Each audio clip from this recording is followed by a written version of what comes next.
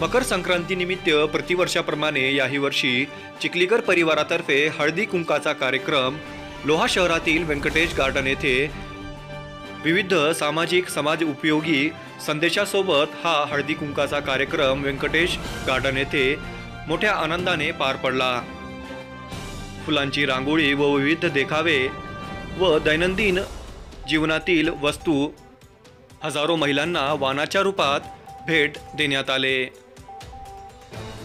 सामाजिक कार्यकर्त्या सौभाग्यवती परिणिताताई देवरे चिखलीकर यांनी प्रतिवर्षाप्रमाणे याही वर्षी हळदी कुंकाच्या कार्यक्रमामध्ये एक नवा संदेश उपक्रम राबविला, म्हणजेच घरातील जुन्या कपड्यातील पिशव्या शिवून वाणाच्या रूपात महिलांना भेट दिले।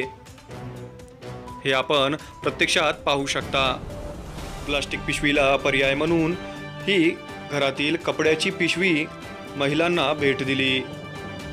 याचा उद्देश एकच की महिलांनी घरातील आपले कपडे जुने कपड्याचे पिशव्या शिवून आपल्या दैनंदिन जीवनात वापराव्या।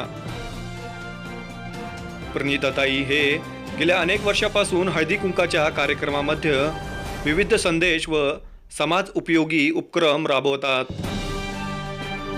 अशाच हळदी कुंकाच्या कार्यक्रमामध्ये एका वर्षी यांनी महिलांना वाणाच्या रूपात वृक्ष भेट दिले होते। या हळदी कुंकाच्या कार्यक्रमामध्ये लोहा शहरातील प्रत्येक भागातील महिलांनी उपस्थिती लावली होती।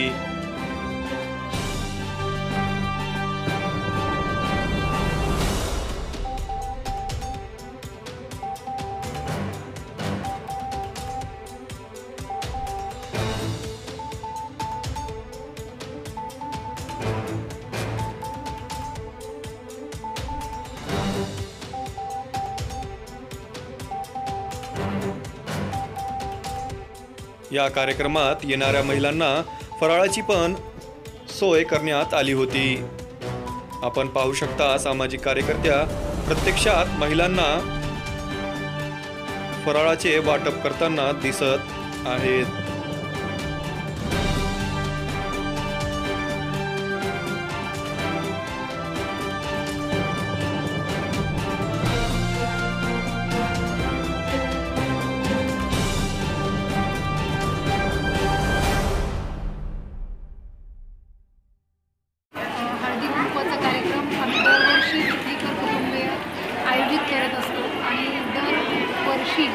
आम्ही वेगवेगळे सामाजिक संदेश हळदी कुंकवाच्या माध्यमातून देण्याचा प्रयत्न मतदारसंघामध्ये किंबहुना जिल्ह्यामध्ये करत असतो। मागच्या वर्षी आम्ही वाणाबरोबरच वृक्ष देऊन आमची हळदी कुंकवाचा कार्यक्रम आम्ही आयोजित केला होता आणि तो अत्यंत यशस्वीपणे पार पाडला होता।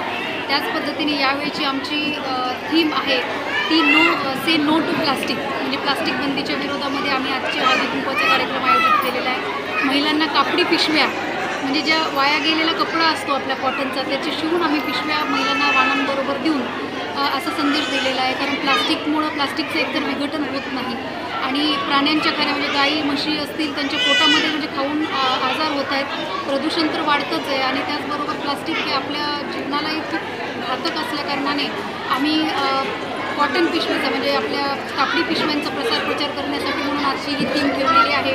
आम्ही परवाच्या दिवशी कंधार येथे सुद्धा हळदी कुंकवाचा कार्यक्रम आयोजित केला होता। जवळपास तिथेही 3-3.5 हजार महिलांनी येऊन आम्हाला तिथे आशीर्वाद दिले आणि वाण लुटण्याचं काम त्यांनी केलेलं आहे।